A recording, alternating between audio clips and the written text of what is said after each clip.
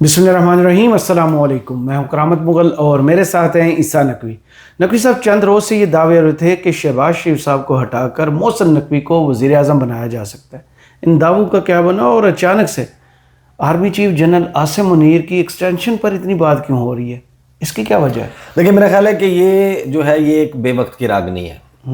ज़्यादातर लोग जो इस पे तबसरा कर रहे हैं, मैं उनका तबसरा सुन के कम से कम ये अंदाज़ा लगा सकता हूँ कि उन्होंने वो कानून नहीं पढ़ा जो 4 तारीख को इस मुल्क का एक नया कानून बन चुका है, आर्मी एक्ट का।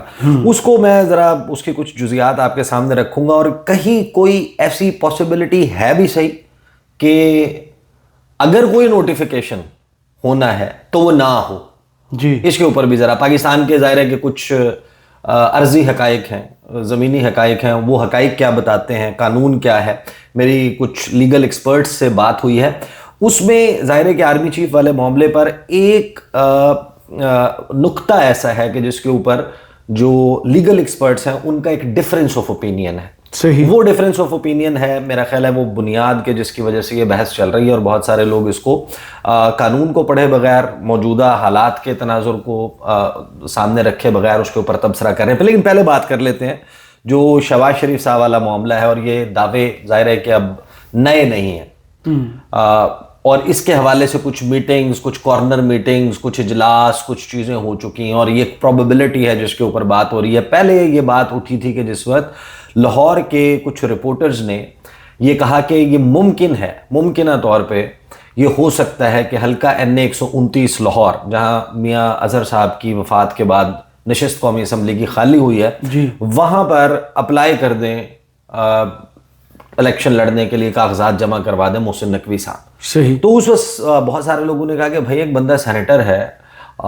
इस वक्त इंटीरियर मिनिस्टर है, PCB का चेयरमैन है, उससे पहले निगरान वज़ीर आला पंजाब था, उस बंदे को अगर सेनेटर से MNA बनना है तो ऐसी कौन सी चीज़ है जो सेनेटर नहीं बन सकता?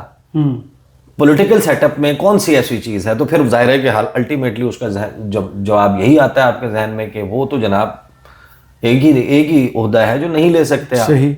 बतौर सेनेटर वो है वज़ीर आज़म पाकिस्तान का ओहदा।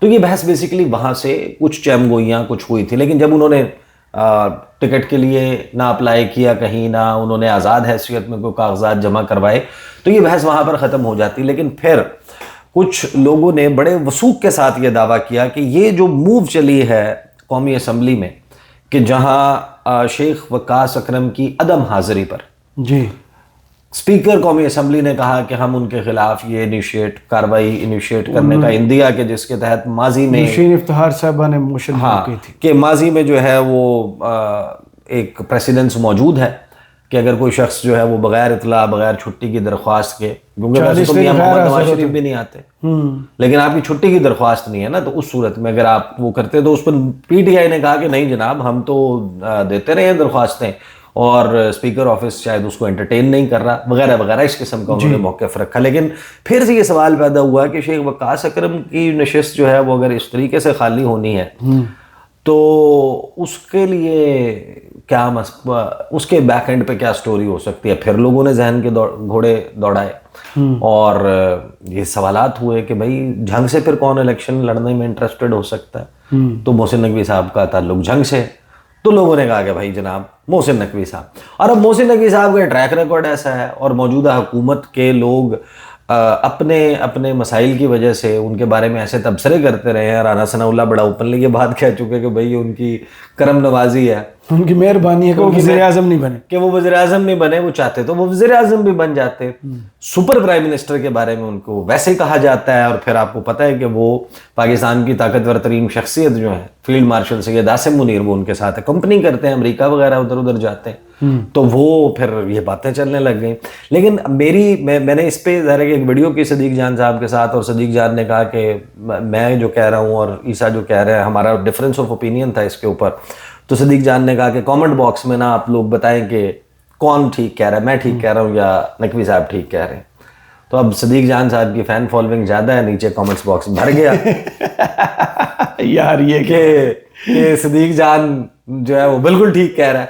सदीक जान साहब का मौक़िफ़ ये था कि ये स्टोरी उन्होंने इसके फेवर में और उसके हवाले से बात की। मेरा मौक़िफ़ ये था कि مجھے ایسی کوئی چیز ہی نظر نہیں آتی کہ شہباز شریف جو ایسی کر رہے ہوں کہ جس کی بنیاد پہ یہ تھیوری بھی فلوٹ ہو. یہ ایسی کوئی گنجائش نظر ہی نہیں آتی اس سسٹم میں. شہباز شریف صاحب جو ہیں وہ یس مین ہیں. ان کے بارے میں منیب فاروق صاحب کا آپ تبصرہ سن لیں. وہ کہتے ہیں کہ شہباز شریف کی سب سے اچھی بات یہ ہے کہ وہ سوال نہیں کرتے, ان کو جو کہا جاتا ہے وہ کر دیتے. مطلب ہی ڈزنٹ ایون کوسچن. بالکل صحیح. تو اور ان کے بارے میں ابھی گزشتہ رات جو انٹرویو دیا خواجہ آصف صاحب نے, انہوں نے کہا کہ شہباز شریف جو اس راستے کے اوپر چل پڑے ہیں, جس راستے کو انہوں نے روشناس کروایا نون لیگ کو, 35 سال پہلے اس راستے کو ہم اپنا لیتے, اس ہائیبرڈ نظام کو, تو 35 سال میں جو سیاسی حادثات ہوئے ہیں وہ نہ ہوتے. تو شہباز شریف اگر یس مین ہے, وہ 12 کو کے فلائی اوور کا بھی کریڈٹ جو ہے وہ کہتے ہیں کہ آپ مجھے نہ دیں, تو شہباز شریف صاحب سے کسی کو کیا مسئلہ ہو سکتا ہے؟ جی مسئلہ نواز شریف صاحب سے ہو سکتا ہے, ان کے خیالات سے ہو سکتا ہے, ان کی مزاحمت کی خواہش, دم توڑتی ہوئی خواہش سے مسئلہ ہو سکتا ہے. شہباز شریف صاحب تو آل اوکے. تو پھر یہ ان خبروں کا میرا خیال ہے کہ یوں سمجھیں کہ دھڑن تختہ کہہ لیں, یا ان کا ڈراپ سین جو ہے وہ کل میں دیکھ رہا تھا, انصار عباسی صاحب نے خبر کی, اس خبر کو آپ دیکھ لیں تو وہ بیسکلی جو سیکیورٹی اسٹیبلشمنٹ ذرائع سے چھوٹے میاں اور بڑے میاں ہیں, ان کو پیغام دے دیا گیا ہے کہ آپ کا طرح نکلنے والی کوئی بات نہیں, آپ کا خام کا طرح نکل رہا ہے, ایسا کچھ بھی نہیں ہے. کہہ رہے ہیں دونوں ٹھیک چل رہے ہیں. ہاں تو میں کوئکلی جو ہے وہ خبر رکھ دیتا ہوں, اور پھر ہم ذرا ایکسٹینشن والے معاملے کے اوپر, جس کو ایکسٹینشن کہا جا رہا ہے, اس کے اوپر بات کر لیں گے. اب وزیر اعظم کو اسٹیبلشمنٹ کا اعتماد حاصل ہے, تبدیلی کی افواہیں بے بنیاد قرار. وفاقی حکومت میں ممکنہ تبدیلی سے متعلق قیاس آرائیوں کے درمیان معتبر اور باخبر ذرائع نے ان افواہوں کو رد کرتے ہوئے کہا ہے کہ اسلام آباد اور راولپنڈی کے درمیان تعلقات انتہائی خوشگوار ہیں, اور عسکری قیادت وزیر اعظم شہباز شریف کی قیادت پر مکمل اعتماد رکھتی ہے. حال ہی میں سوشل میڈیا اور سیاسی حلقوں میں پس پردہ کسی تبدیلی کی غیر مصدقہ خبریں گردش کرتی رہیں, جن میں یہ بات بھی شامل تھی کہ ایک وفاقی وزیر کو شہباز شریف کی جگہ وزیر اعظم بنانے پر غور کیا جا رہا ہے. تاہم ایک سینئر حکومتی عہدیدار نے اس امکان کو سختی سے مسترد کرتے ہوئے کہا کہ پنڈی اور اسلام آباد کے درمیان معاملات بالکل ویسے ہی اچھے ہیں جیسے پہلے تھے. حکومت اور سیکیورٹی اسٹیبلشمنٹ سے وابستہ ذرائع نے تصدیق کی کہ موجودہ سیٹ اپ کو مکمل حمایت حاصل ہے, اور سیاسی سیٹ اپ میں فوری طور پر کسی تبدیلی کا کوئی امکان نہیں. عسکری قیادت وزیر اعظم شہباز شریف پر مکمل اعتماد رکھتی ہے, اور فی الوقت کسی قسم کی سیاسی تبدیلی کی خواہش نہیں. سیاسی تجزیہ نگاروں کے مطابق پاکستان میں سول و عسکری کشیدگی اور پس پردہ سیاسی انجینئرنگ کی تاریخ کی وجہ سے اس قسم کی افواہیں اکثر زور پکڑ لیتی ہیں. تاہم حکام کی جانب سے واضح تردید یہ ظاہر کرتی ہے کہ موجودہ حالات میں سٹیٹس کو برقرار رہے گا, کیونکہ حکومت اور اسٹیبلشمنٹ دونوں کی توجہ معیشت کے استحکام اور سیکورٹی چیلنجز پر مرکوز ہے, اس لیے کسی بڑی سیاسی تبدیلی کا امکان مستقبل قریب میں نظر نہیں آتا. یہ جناب, اور پھر قبل ازیں دی نیوز کی ایک رپورٹ میں کہا گیا تھا کہ شہباز شریف اور فیلڈ مارشل عاصم منیر کے درمیان تعلق دو طرفہ ہے. جنرل عاصم منیر کی قیادت میں عسکری اسٹیبلشمنٹ کو شہباز شریف میں ایک ایسا ساتھی ملا ہے جس پر ادارہ نہ صرف اعتماد کرتا ہے بلکہ عملی طور پر اس کی حمایت بھی کرتا ہے. دیکھیں, میں تو رات بھی جو میرا شو ہے اس میں میں نے یہ بات کہی تھی کہ نون لیگ کا 1 پیج نہیں ہے. جو اس وقت نون لیگ ہے اس کی کتاب بھی ایک ہے, اس کی لائبریری بھی ایک ہے, اور اس کا پرنٹنگ پریس بھی ایک ہے. صحیح. پیج کی بات تو پیچھے ہٹا دیں, یہ پیج پھٹ سکتا ہے, لیکن اس پیج کو اگر کوئی پھاڑ سکتا ہے تو وہ نہ نون لیگ ہے نہ اسٹیبلشمنٹ, وہ نہیں اس پیج کو پھاڑیں گے. Both have no problems. اس پیج کو اگر کوئی پھاڑ سکتا ہے تو وہ عمران خان. صحیح. یعنی اگر عمران خان ان ٹرمز کے اوپر مان جائیں جو رانا ثناء اللہ کہتے ہیں کہ ان کے ہاتھ میں ہے, اور کچھ وہاں پر وہ گیو اینڈ ٹیک والے معاملے پر آ جائیں, تو پھر تو یہ پیج آپ کو پتہ ہے کہ اس پیج کے مروڑ کے سائڈ پہ رکھ کے کس طریقے سے وہ ہوتا ہے. تو یہ معاملہ آبویسلی ڈیفرنٹ. اب آ جائیں عاصم منیر صاحب کی ایکسٹینشن والا معاملہ. اب یہ ایکسٹینشن والا معاملہ کیوں زیر بحث آ گیا اور کیا ہو گیا؟ پاکستان میں جو آرمی چیف کا ٹینیور ریسنٹ پاسٹ میں تھا, پہلے ماضی میں ایک مرتبہ 5 سال تھا, پھر غالباً ذوالفقار علی بھٹو صاحب کے دور میں اس کو 3 سال کر دیا گیا, اور اس کے بعد سے جو بھی آرمی چیف اپوائنٹ ہوتا تھا وہ 3 سال کے لیے ہوتا تھا. جب عاصم منیر صاحب نومبر 2022 میں اپوائنٹ ہوئے ہیں تو ان کا جو نوٹیفیکیشن ہے وہ 3 سال کا ظاہر ہے کہ ہوا تھا, اور اب سوال یہ پیدا ہو گیا کہ سال 2025 نومبر کا مہینہ 3 سال پورے ہو جائیں گے. تو کوشچن آف لا یہ ہے ہمارے سامنے کہ اس دوران اگرچہ اکتوبر نومبر 26ویں آئینی ترمیم کے فوراً بعد کچھ قوانین پاس کیے گئے جس میں ججز کی تعداد سپریم کورٹ میں بڑھانے کا قانون تھا, آرمی ایکٹ 1952 میں ترمیم تھی اور وہ گزٹ آف پاکستان میں پبلش ہو گئے. ان میں جو ٹینیور ہے اس کو 3 سال سے دوبارہ 5 سال جو ہے وہ کر دیا گیا. تو اب کوشچن آف لا یہ ہے کہ جو نوٹیفیکیشن جاری ہوا تھا وہ نوٹیفیکیشن 3 سال کا تھا, صحیح, 5 سال کا نوٹیفیکیشن نہیں ہوا. تو اگلے 2 سال کا کیا نوٹیفیکیشن ہوگا نہیں ہوگا, نون لیگ کی حکومت, شہباز شریف کی حکومت یہ جاری کرے گی یا نہیں کرے گی, کیا کوئی ٹگ آف وار, رسہ کشی. بہت سارے لوگ کہہ رہے ہیں کہ ابھی یہ جو تھوڑا سا امبیلنس کریٹ ہوا ہے کہ وہ جو توازن نظر آتا تھا وہ عدم توازن میں تبدیل ہوا ہے. نون لیگ کہہ رہی تھی کہ مئی کے انڈیا کے مارکے کے بعد قبولیت بھی ہماری ہے اور مقبولیت بھی ہماری ہے, اب تو مسئلہ ہی کوئی نہیں, ستے خیرہ نے. جی, تو یہ کیا ہوا اچانک سے یہ ہبڑ دبڑ مچ گئی. تو یہ ہبڑ دبڑ کے پیچھے جو ہے نا ہو نہ ہو یہ والا معاملہ ہے. اس کے اوپر ظاہر ہے کہ تب سے رونے لگے. پھر کچھ لوگوں نے اس کے اوپر چیزیں بھی کی کہ جناب وہ اندر کوئی شاید درمیان میں بات ہوئی ہے, کہیں مری میں ہوئی ہے, کوئی اسلام آباد میں ہوئی ہے. دیکھیں ہمارے سامنے لا جو موجود ہے نا وہ لا میں آپ کے سامنے رکھ دیتا ہوں جو قانون بنا ہے, اور پھر جو کوشچن آ جائے گا کہ کیا پھر یہ ممکن ہے. یہ جو ایکسٹینشن کا سوال ہے جو ہم لا پڑھتے ہیں تو اس کے مطابق یہ سوال سال 2027 کا سوال ہے, یہ 2025 کا سوال نہیں ہے. اچھا, یعنی یہ سوال اف ایٹ آل ہونا ہے تو 2027 میں ہونا ہے کہ کرنٹ آرمی چیف کی ایکسٹینشن ہونی ہے یا نہیں ہونی. صحیح, ایکسٹینشن پھر اگر ہوگی تو وہ فل 5 ایئر ٹرم کے لیے ہوگی یا کیا ہوگی, یہ اس وقت کا سوال ہے.